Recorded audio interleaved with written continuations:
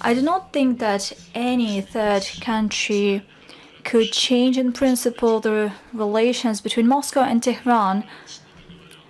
They are building upon arrangements that were reached between presidents of Russia and president of the Islamic Republic of Iran, and they meet the interests of the two states, two peoples, and it is reflected in a host of practical material projects, such as the construction of Bushehr nuclear power plant, the implementation of plans in transport infrastructure, such as international north-south corridor, and many other issues on the agenda of Russia-Iran relations, and that are of special importance, including for the development of the whole region, the Eurasian continent, and our principled assessments of the illegal operation carried out by the United States remain in force, and they are shared by the overwhelming majority of states and of the global majority, the countries of the global south and the global east. Only Western Europeans and other allies of Washington try to shamefully avoid the principled assessments, although everybody understands that we're talking about flagrant violation of the international law. And overall, I do not think that any third country could change in principle the relations between Moscow and Tehran. They are building upon arrangements that were reached between presidents of Russia and president of the Islamic Republic of Iran, and they meet the interests of the two states, two peoples, and it is reflected in a host of practical material projects, such as the construction of Bushehr nuclear power plant, the implementation of plans in transport infrastructure, such as international north-south corridor, and many other issues on the agenda of Russia-Iran relations, and that are of special importance, including for the development of the whole region, the Eurasian continent, global economy. When it comes to Venezuela, we enjoy a long history of good and strategic relations. We're committed to the arrangements that were reached, and naturally, it is with great interest, concern, and affinity that we see and witness how the Venezuelan leadership champion their rights and independence. At the same time, they are flexible and they express their readiness for a dialogue with the United States. Delcy Rodriguez, acting president, has repeatedly made statements on that, bearing in mind that such a dialogue should have the form and the content that is based on the principles of equality, mutual respect, and abandoning the unilateral means of diktat in politics, or let alone coercive measures, illegal measures. I cannot make any forecast, but as of now, we see that the Venezuelan leadership has been championing its national priority, and our principled assessments of the illegal operation carried out by the United States remain in force, and they are shared by the overwhelming majority of states and of the global majority, the countries of the global south and the global east. Only Western Europeans and other allies of Washington try to shamefully avoid the principled assessments, although everybody understands that we're talking about flagrant violation of the international law. And overall, on the fact that our contacts, our Russia-American contacts on Ukraine are based on the strong foundation that were laid by the summit-level meeting in Alaska, where an understanding was reached both by Russian and American sides. Brussels is interested in preparing preparing to war with Russia.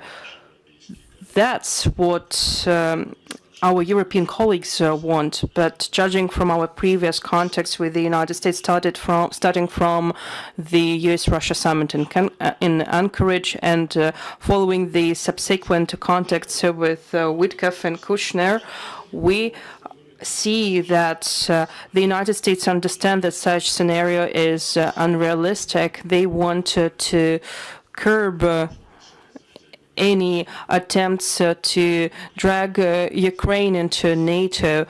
They understand that without addressing the issue that is related to the fate of people that live in Crimea, Novorossiya, and in Donbass, who categorically reject the Kiev regime, and that's why they expressed their position to accede to Russia. Without addressing this issue, we won't achieve anything good, and Americans perfectly understand it.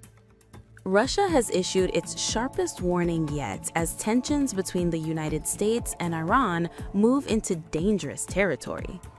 Moscow is now saying very clearly any U.S. military attack on Iran could lead to disastrous consequences, not just for the Middle East, but for global security as a whole.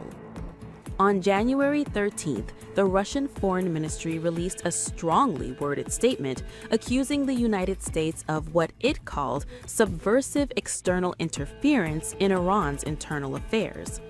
Russia called U.S. threats of new military strikes categorically unacceptable and warned that using what it described as externally inspired unrest as a justification for attacks could repeat the aggression seen in June 2025. Moscow's message is simple: interfere and the consequences could be catastrophic. Russian spokesperson Maria Zakharova said any attempt to manipulate Iran's domestic politics is dangerous rhetoric that risks pushing the region into chaos. This warning comes as Iran is already under immense pressure from within. Since January 8th, Iran has been gripped by widespread anti-government protests sparked by economic collapse, runaway inflation, and deep public anger at the regime. Protests have erupted in major cities, including Tehran, with reports of burning vehicles and violent clashes with security forces. Activists say the crackdown has been brutal, estimating more than 2,000 people killed and thousands more arrested. The government has responded with a near total internet blackout, reducing Iran's connectivity to just 1% of normal levels. This information shutdown has made it nearly impossible for protesters to communicate or for the outside world to see what's happening. Some Iranians have managed to connect using Starlink satellites, but access has been sporadic and dangerous. President Donald Trump has taken an unusually direct approach. He urged Iranian protesters to keep protesting, to take over institutions, and said, quote, "Help is on its way." Trump has canceled all meetings with Iranian officials until the regime stops killing protesters. He has advised U.S. allies to evacuate Iran, and the State Department has issued an urgent warning for Americans to leave immediately. Land routes through Turkey and Armenia remain the only viable exit options. Behind closed doors, Trump has been briefed on Iran plans, including possible military strikes, cyber attacks, and targeting nuclear or missile sites. He has also imposed 25% tariffs on any country doing business with Iran. When asked what help is on its way means, Trump responded ambiguously, saying, "You're going to have to find that out." Iran's response has been swift and severe.